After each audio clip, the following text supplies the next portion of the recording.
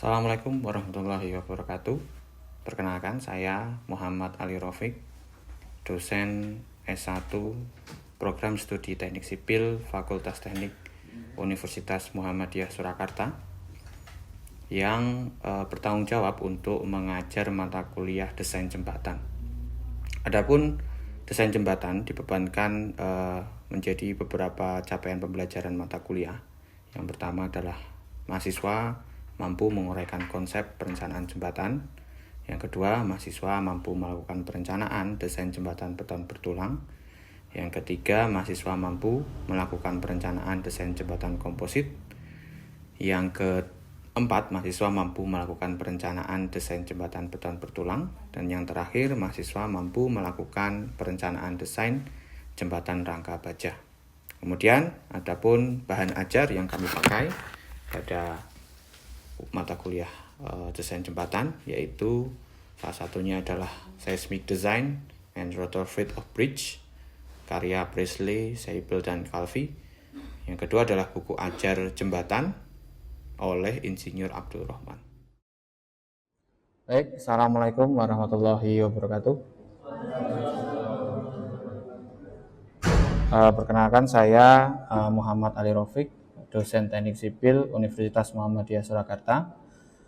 Pada pertemuan kali ini saya akan memberikan pengajaran dari mata kuliah desain jembatan dan di subtema yaitu filosofi desain jembatan. Ya. Sebelum mengawali perkuliahan pada sore hari ini, mari kita berdoa bersama-sama dengan mengucapkan basmalah. Bismillahirrahmanirrahim. Baik.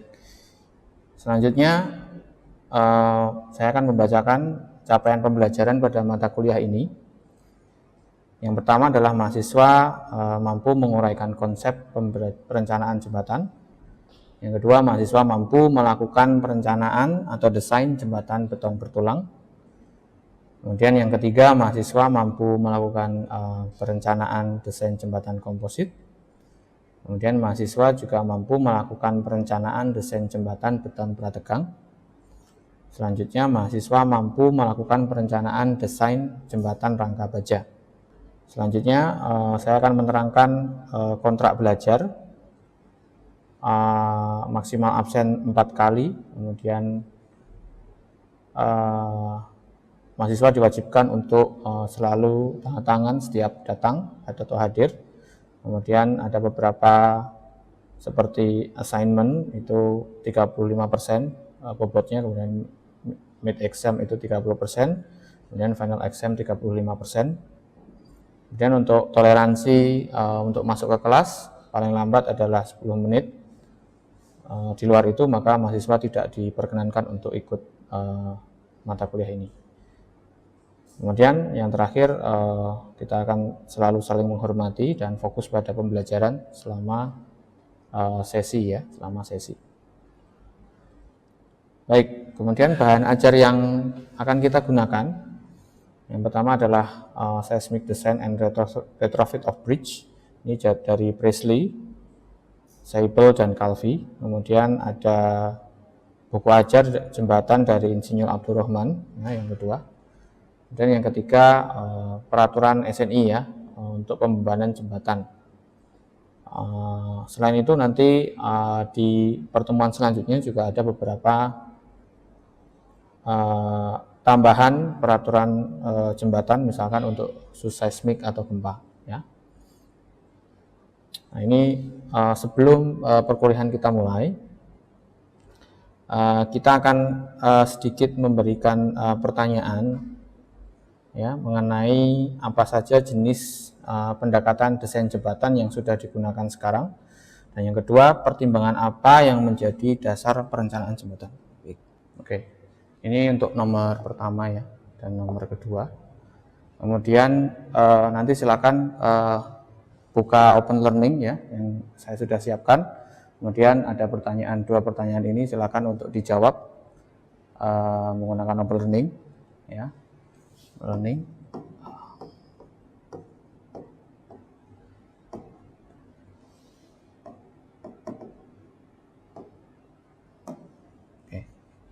Silakan untuk jawab, kemudian nanti akan muncul nilainya berapa sebagai nanti evaluasi saya terhadap pembelajaran selanjutnya ya.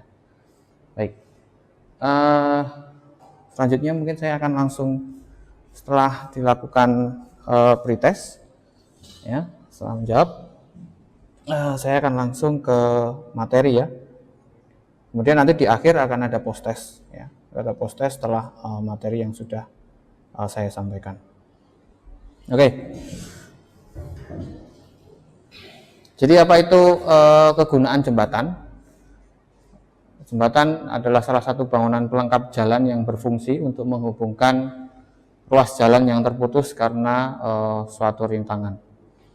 Oke, mungkin saya akan memberikan sedikit pertanyaan ya. Apa yang kalian pikirkan tentang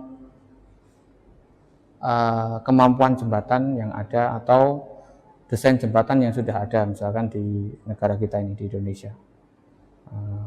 Apakah sudah cukup baik atau tidak? Kalau misalkan tidak cukup baik, apa penyebabnya?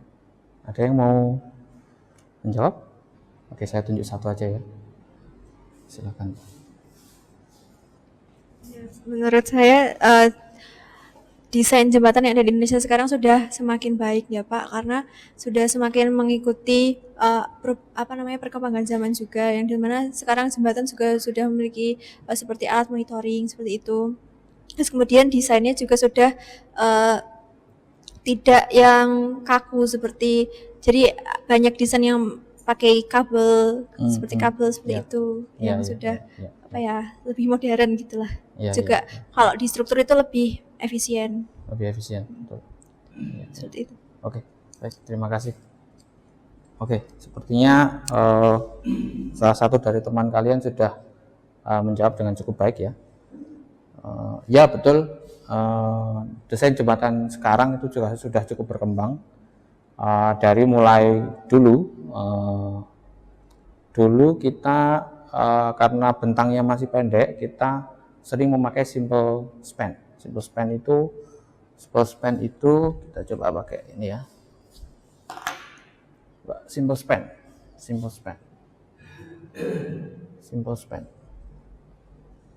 Oke.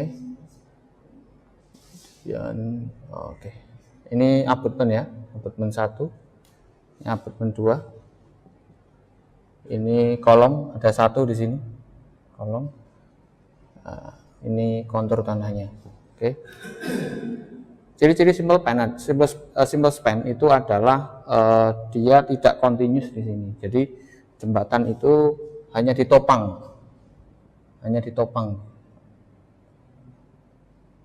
Oke, tumpuan saja. Jadi momennya itu akan seperti ini. Momennya hanya akan seperti ini. Oke. Momen flexure.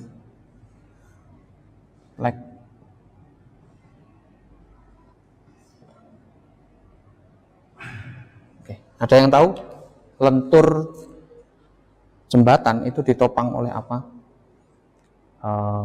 Ada tulangan longitudinal atau tulangan memanjang, tulangan geser, kemudian ada diafragma.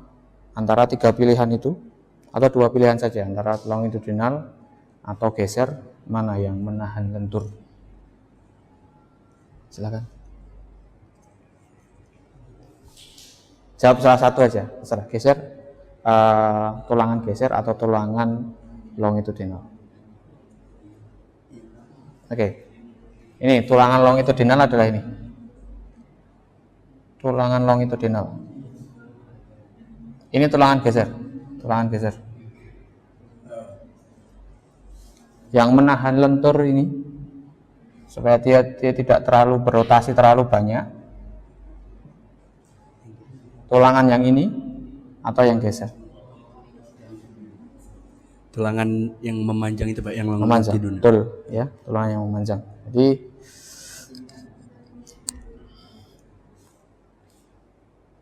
perbedaannya adalah ini akan jadi masalah. Kenapa? Karena kami temukan bahwasanya simple span ini tidak terlalu stabil. Jadi ketika ada gempa yang besar atau liquefaction itu adalah perpotongan tanah seperti ini. di tanahnya itu terpotong. Liquefaction, jadi seperti ini ya, tanahnya terpotong. Ini tanah. Jadi ada pergeseran tanah seperti ini pasti runtuh, ya, pasti runtuh. Runtuhnya akan seperti ini, runtuh, seperti ini, pasti runtuh. Bahkan di semua elemen jembatan ini tidak ada yang rusak sebenarnya, tapi hanya karena ketidakstabilan, tidak stabil, instability. Jadi jembatan bisa runtuh. Itu akan jadi salah satu problemnya. Sehingga kedepannya jembatan sekarang sudah mulai pakai continuous. Apa itu jembatan continuous? Continuous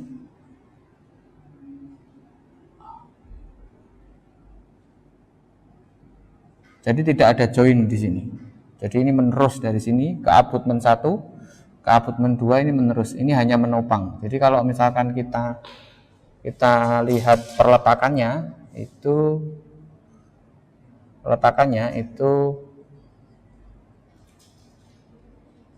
ini ya, ini jepit. Peletakannya jepit. Sehingga momennya itu akan berbeda. Momennya akan berbeda. Di sini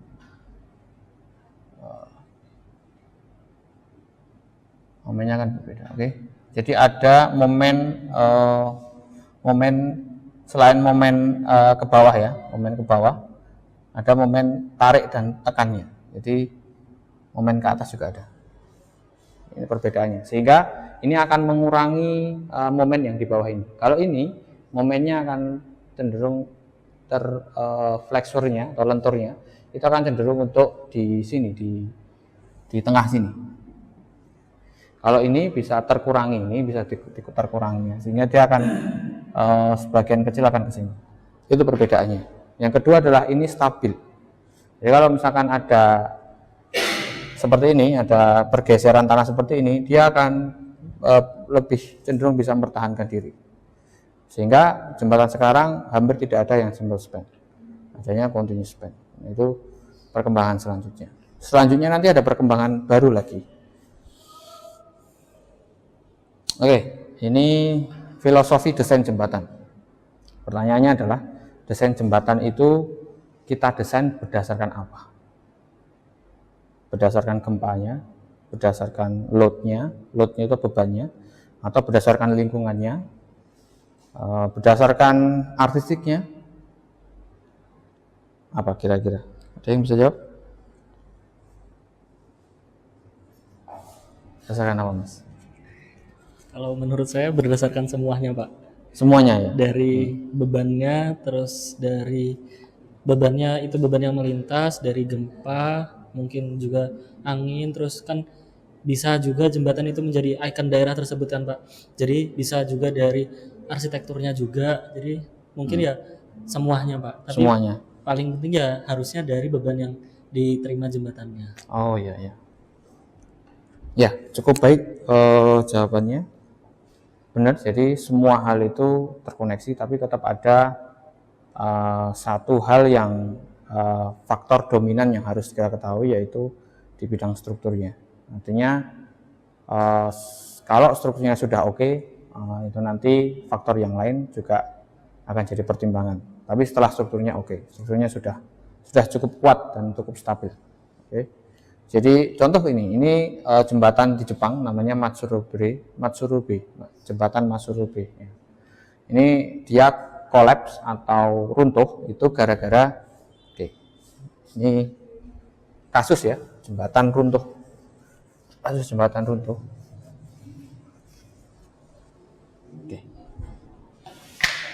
Ini ada kasus jembatan runtuh. Ini persoalannya Matsurobe Bridge ini adalah awalnya dia seperti ini ya jembatannya. Oke. Ada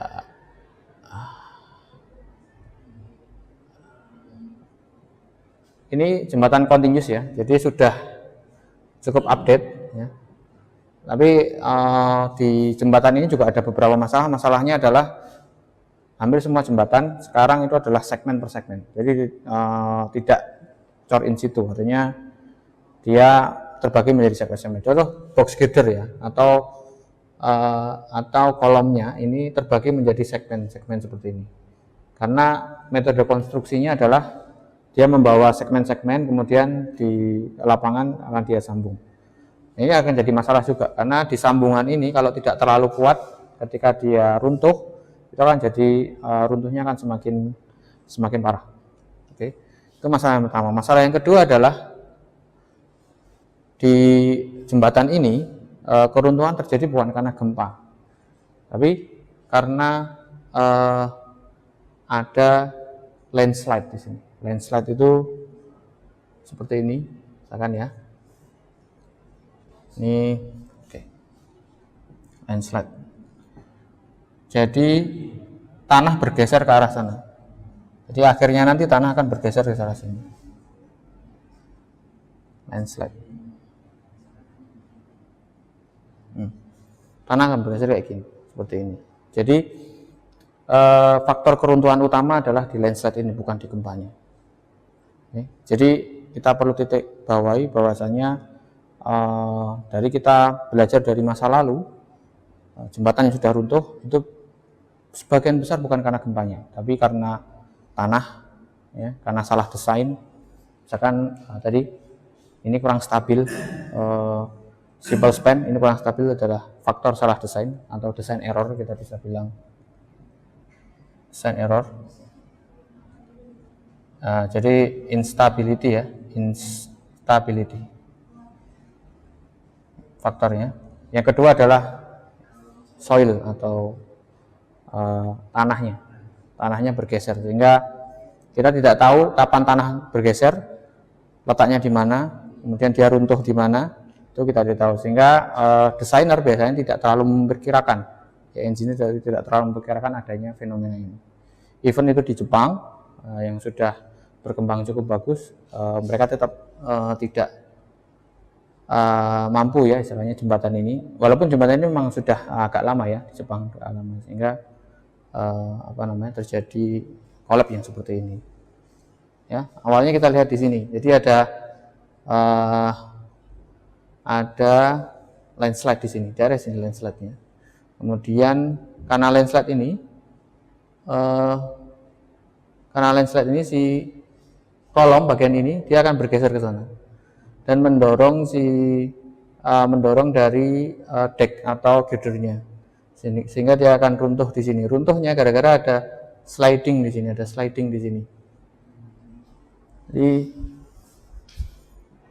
ada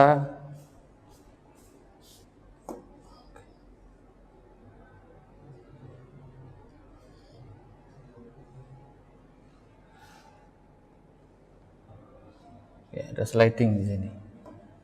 Daerah sini ada sliding.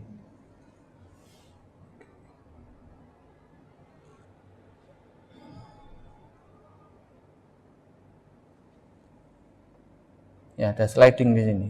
Sehingga karena ada sliding di sini, dia akan menumbuk daerah sini. Dan dia akan, karena dia segmen tadi per segmen, hingga dia akan total runtuh di sini.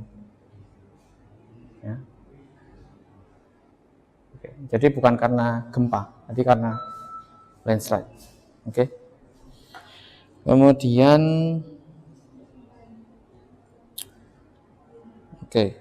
selanjutnya kerusakan jembatan ya.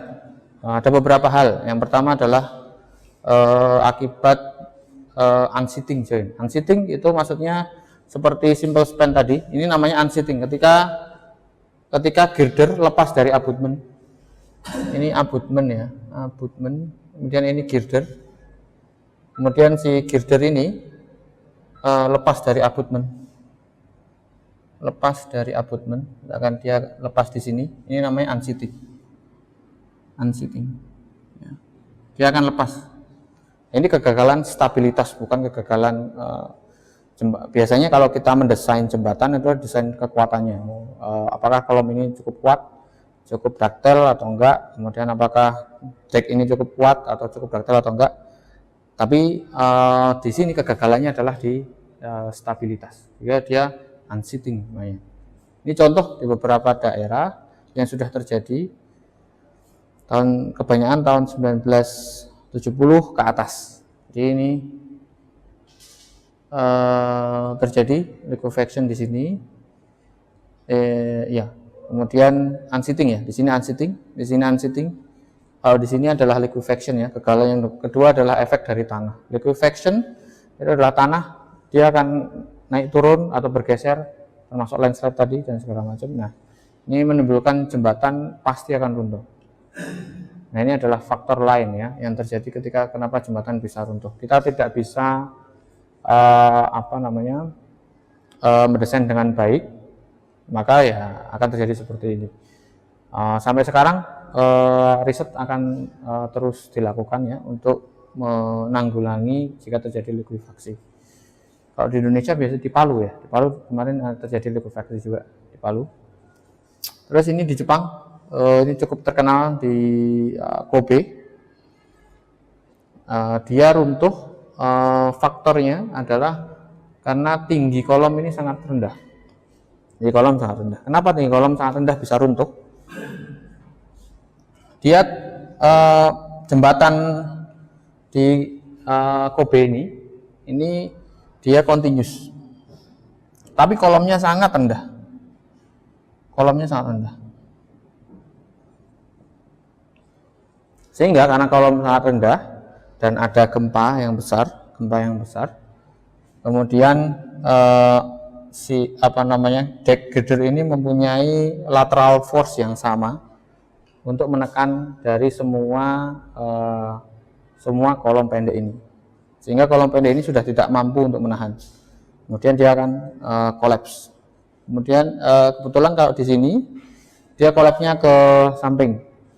Ketika kita telaah di investigasi hasil reportnya, kegagalan bukan terjadi bukan di inti kolomnya, tapi di bawahnya, di pile-nya, di sini.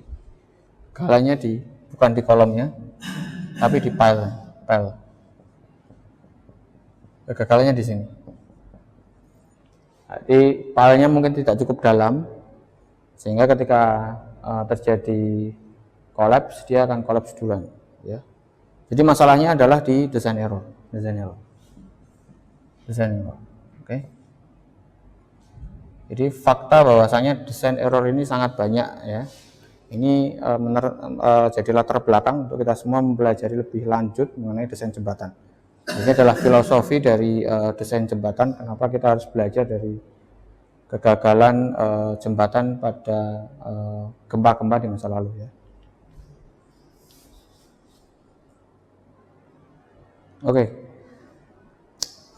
Untuk kali ini setelah saya sampaikan beberapa materi mengenai jembatan tadi, selanjutnya akan ada post test ya. Post testnya adalah dengan pertanyaan yang sama dengan pretest tadi. Apa saja jenis pendekatan desain jembatan yang sudah digunakan sekarang, dan pertimbangan apa yang menjadi dasar perencanaan jembatan ya. Untuk menjawab dari yang pertama, jenis pendekatan desain jembatan yang sudah digunakan sekarang, melihat dari yang tadi, yang simple span, kemudian continuous span ya, mereka semua berkembang ya, berkembang. Oke. Kemudian untuk tahun sebelum 1970, mereka memakai elastic design. Jadi menganggap bahwasanya kita mendesain jembatan itu berdasarkan fase elastik. Apa itu fase elastik? Fase elastik itu adalah ketika suatu elemen jembatan baik kolom maupun deck itu adalah misalkan seperti ini ya. Ini adalah fase inelastik.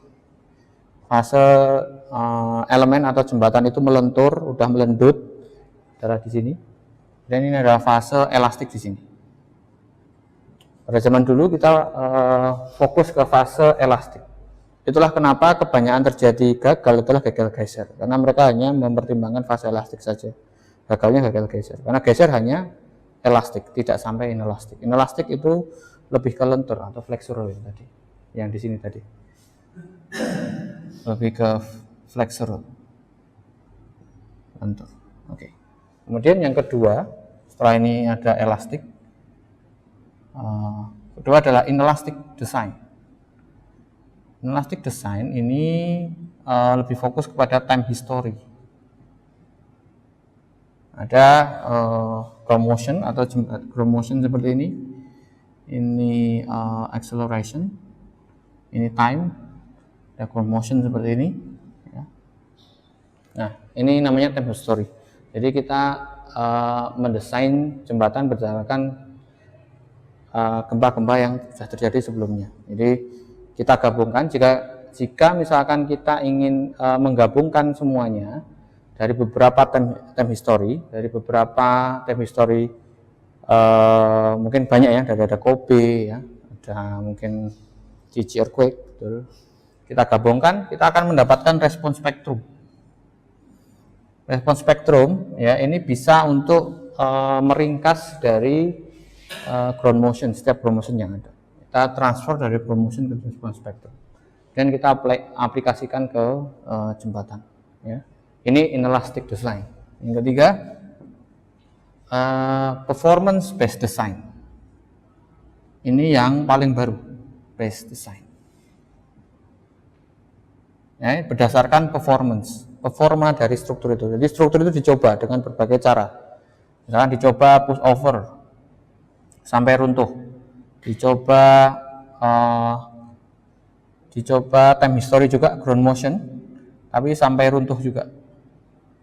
Dilihat kemampuan struktur seberapa besar sampai dia runtuh, dan runtuhnya akan seperti apa. Ini performance based design. Ini yang paling baru. Jadi kita bisa memakai ini sekarang, tapi juga membutuhkan tools atau software tools yang lebih advance ya dibanding dengan ini. Kalau elastic design kita bisa pakai moment ultimate ya. Misalkan ada share ultimate, itu adalah elastic design. Dia tidak mempertimbangkan inelastic yang di sini tadi. Mempertimbangkan inelastic. Hanya mempertimbangkan elastic. Kemudian yang ini adalah performance based design. Performa dari desainnya itu seperti apa, dicoba dengan berbagai hal sampai runtuh, yaitu performanya seperti apa, tipe keruntuhannya dan segala macam. Termasuk kita bisa mencoba landslide ini, keruntuhannya akan seperti apa, itu ya. Oke, baik. Selanjutnya silakan membuka open learning, ada post test di sana, dan silakan mengerjakan post test